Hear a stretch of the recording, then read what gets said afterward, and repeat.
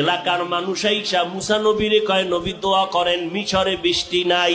নবী 70,000 কাফেলা নিয়ে জঙ্গলে গেলেন দোয়া করবে। হঠাৎ কয়, আল্লাহ এতগুলো মানুষ নিয়ে হাত তুললাম, জমিনে বৃষ্টি দাও।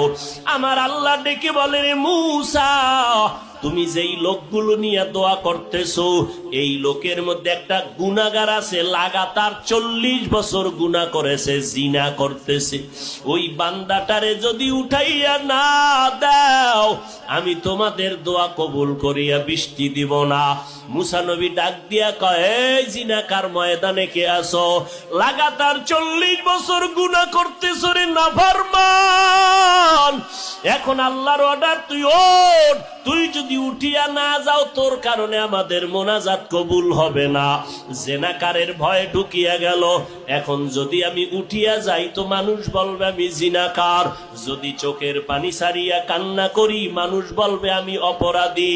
এইবার একটা কাপড় মাথার সামনে রাখিয়া, চেহারাটারে ঢাকিয়া, আস্তে আস্তে আমার মালিকের কলিজা ভরিয়া ডাক দিছে, ও দয়ার মালিক,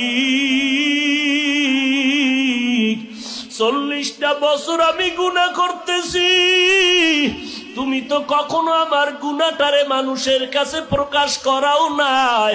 তুমি দয়ার চাদরের মধ্যে তো আমারে রাখছো, আজকে মুসা নবীর সামনে আমাকে কেন তুমি প্রকাশ করাইবা?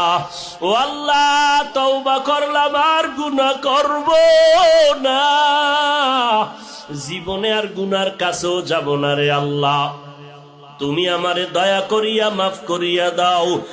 এবার হঠাৎ করে মুসা নবী দেখতেছে আকাশটা মেঘাচ্ছন্ন, বৃষ্টি পড়াও শুরু হয়ে গেল।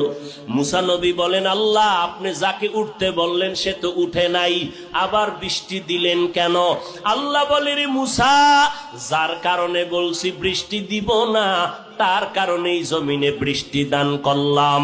আল্লাহর নবী বলেন, তা কেমন করে? আল্লাহ বলে, মুসা, তুমি কি জানো না আমার একটা নাম গফফার, আমার একটা নাম সত্তার, আমার একটা নাম রহমান।